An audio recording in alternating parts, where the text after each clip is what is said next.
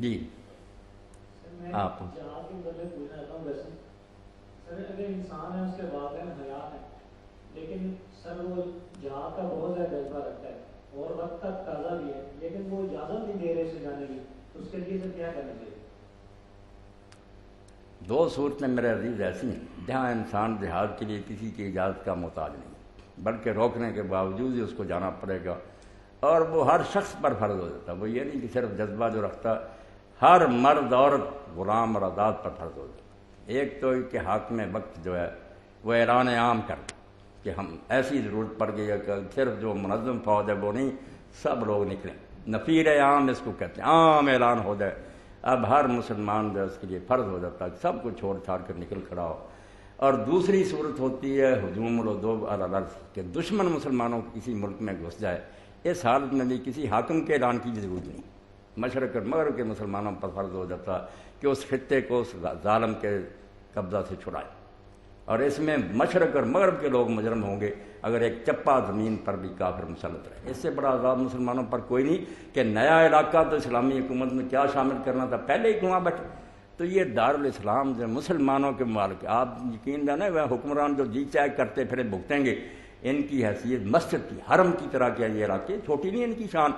ان کا ایک چپا بھی ہم گم کر دیں تو ایسا ہی جیسے ہم نے مکہ معظمہ برباد کر دیا. اس لیے اسلام کہتا جب دشمن تمہارے ملک میں گھس گیا, اب بغیر تو بیٹھے ہوئے, تو اس حالت میں سب پر فرض ہوتا ہے کہ اس کو چھڑانے کے لیے اپنی کوشش کریں اور ان کا تسلط وہاں سے ختم کریں. مگر کیا کریں, اب جو ضروری چیزیں ہیں ان میں سے یہ بھی ہے نا کہ اللہ کہتا ہے اس کے لیے ہتھیار تو مہیا کرو. پہلی ضرورت عقلی بھی ہے, دین بھی کہتا ہے کہ بغیر ہتھیاروں کے لوگ. اب وہ جیسے علامہ البانی صاحب رحمۃ اللہ علیہ فرماتے ہیں اب فاضل پرزے تو تمہیں بہت دیتے ہیں بے ایمان, اگر وہ روک دیں اسپیئر پارٹس کس سے جہاد کرنا.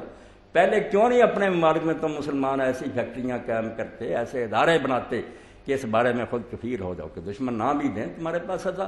اور پھر آپس میں اتفاق اور اتحاد بھی میرے عزیز ہونا چاہیے نا. کہ جب یہ اپنا حال ہے کہ افغانستان میں طالبان بنے, وہ بڑے نیک لوگ تھے مگر ایران سے پنگا لیتے رہے کہ وہ شیعہ ہیں سنی ہیں کٹر. ان کے جو مرشد تھے یہاں کراچی میں وہ بھی میرے بزرگ یہاں کئی سارے قتل ہو گئے, یہی دماغوں میں سیٹتے رہے کہ وہ شیعہ اسٹیٹ ہے تم سنی. جب ایسی حالت رہے گی جیسی بغداد کی تھی آخر وقت میں کہ ایک دن شیعوں کے محلہ پر سنی حملہ کر دیتے تھے, دوسرے وہ حملہ کر دیتے. اب ہلاکو خان کو خود لوگوں نے بلایا کہ آؤ ہمارا مسئلہ حل کرو, نہ شیعہ رہے نہ سنی رہے, ساری اسٹیٹ ہی برباد کی. تو یہ دو جو ضرورتیں ان کو پہلے پورا کرو کہ اسلحہ جو ہے نا مسلمان اس میں خود کفیل بنے, تاکہ یہ ذلت جو ہے نا یہ نہ ہمیں سہنی پڑے.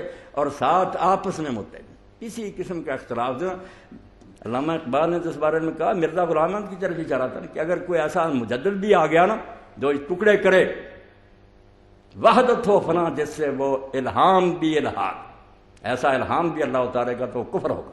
مسلمانوں کو جوڑنے والی بات کرو, کیوں توڑتے ہاں.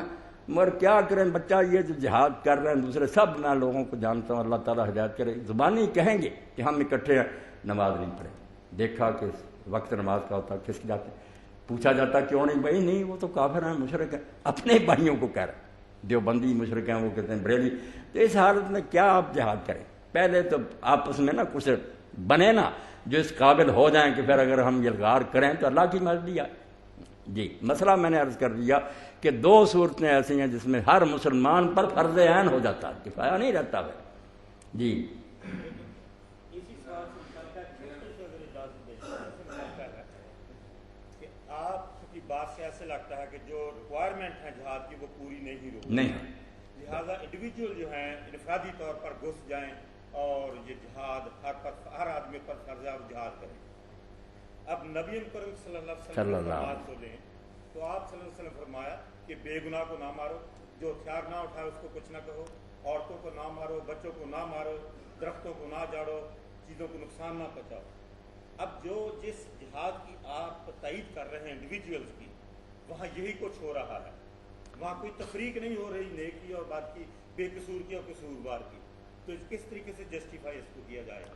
بالکل ڈاکٹر صاحب آپ نے جو کہا ٹھیک ہے, میں نے جو اصولی بات کی کہ مگر یہ آپ ذہن میں رکھیں نا کہ جب سارے راستے بند کر دیے جائیں, مظلوموں کے لیے کوئی راستہ کھلا ہی نہ چھوڑا جائے, وہ حالت ہو جائے جب سادی کہتے ہیں کہ جب بلی قابو آ جاتی ہے اور دیکھتی کہ اب تو میرے نکلتا ہے کوئی راستہ نہیں, نہ بینی کہ چوں غربا آج شود برار بچنگال چشمے پلک، تو دیکھتا نہیں کہ جب وہ بھی بے بس ہو جاتی ہے پھر وہ پنجہ مار کرنا چیتے کی آنکھ بھی نکالیں، وہ کہتی مرنا تو ہے ہی پھر۔ اس لیے ان ظالموں نے جو کر لیا ہے نا مسلمانوں کے ساتھ، اور جو کر رہے ہیں اس سے لوگ بیچارے جو ہیں وہ پھر سمجھتے ہیں کہ جو ہو جائے ہو جائے۔ باقی مسئلے کی حد تک یہ بھی آپ ذہن میں رکھیں نا کہ وہ دور تھا جب یہ چھانٹی ہو سکتی تھی کہ لڑنے والے صرف میدان میں جاتے تھے، بچے گھروں میں بیٹھے ہیں، عورتیں بیٹھی ہیں۔ اس وقت اگر کوئی ایسا فساد کرتا تو باقی وہ خبیث ہی تھا، کیوں اجارتا پھرتا ہے؟ مگر اب وہ حالت نہیں، اب حالت یہ ہے کہ سارے ملے جلتے ہوتے ہیں۔ اور اسی لیے علماء اسلام کبھی ان چیزوں سے غافل نہیں ہے۔ پہلے بھی مسئلہ پیش آیا تھا کہ اگر کسی جگہ کسی قلعے میں مسلمان مرد عورتیں بچے کافروں کے پاس قید ہیں، اب جب مسلمان محاصرہ کریں تو وہ بجائے خود سامنے آنے کے ان کو آگے کر دیں کہ تیر مسلمانوں کے آئیں تو انہیں لگے، تو وہاں سے علماء سے پوچھا کہ کیا کریں، کافر عورتوں بچوں کی بات نہیں، مسلمان، انہوں نے کہا بلا دریغ مار، یہ شہید ہو جائیں گے، یہ بھی ان کی جانیں ظاہر ہی جائے، انہیں اللہ شہادت دے گا بچوں کو، مگر مسلمانوں کو برباد نہ کراؤ، تم بچے عورتیں دیکھ رہے ہو خود مارے جاؤ۔ اس لیے دین بیوقوفوں کا دین نہیں ہے، حکمت بھرا، کوئی چارہ نہ چلے تو پھر ایسا کرنا ہی پڑتا ہے جس طریقہ سے بھی انہیں ضد کیا جائے، ضد کرنا تاکہ یہ، اور آپ دیکھتے ہیں کچھ اس کے برکات نظر آنے شروع، کچھ کہتے ہیں فوج لے جائیں، کچھ کہتے ہیں نکال لیں، چیخنا چلانا شروع کر دیا، اور وہاں بھی اب عوام کی نیند نہیں سو سکتے، ہر وقت خطرہ کہ پتہ نہیں کدھر سے آ جائے۔ تو یہ حالت انہوں نے ڈاکٹر صاحب خود پیدا کی، یہ ظلم نہ اس حد تک کرتے تو مسلمان ویشی نہیں۔ آپ نے دیکھا کہ یہی عیسائی تھے، انہوں نے جب قبضہ کیا یہاں بیت المقدس پر، وہ خود لین پور لکھتا کہ ہمارے گھوڑے جو تھے وہ گھٹنوں تک خون میں ڈوبتے گئے، مسجد اقصیٰ کا مسلمانوں کا خون، مگر جب صلاح الدین رحمۃ اللہ علیہ نے قبضہ کیا کسی کو قتل نہیں کیا، سب کو پناہ دی اور اجازت دی کہ حاکم میں رہوں گا مگر عیسائی بلا جھجک آیا کریں، یورپ سے زیارت کریں مسجد۔ مسلمان اور ان کا زمین و آسمان کا فرق ہے، مگر جب انتہا ہو جائے کوئی راستہ نہ رہے تو پھر تانگ آمد بجانگ آمد کیا کیا۔ اب وہاں فرق کرتے رہیں کہ برے جو ان کو چھانٹے، کہاں سے چھانٹیں گے، سب تو لوگ ملے جلے کر، جو بچے غریب عورتیں مر گئے نا ان کے کافروں کی، آپ بے فکر ہیں اللہ ان کو کمپنسیشن دے گا، وہاں دوزخ میں بھی جائیں گے نا نرم سزا ہوگی، اور چھوٹے بچے تو جنت میں لے جائے گا کافروں کی اللہ، وہاں ان کو معاوضہ مل جائے، مگر یہاں بے بسی ہے، کیا کریں الگ کہاں کرتے ہیں۔ جی آپ پوچھیں بھائی۔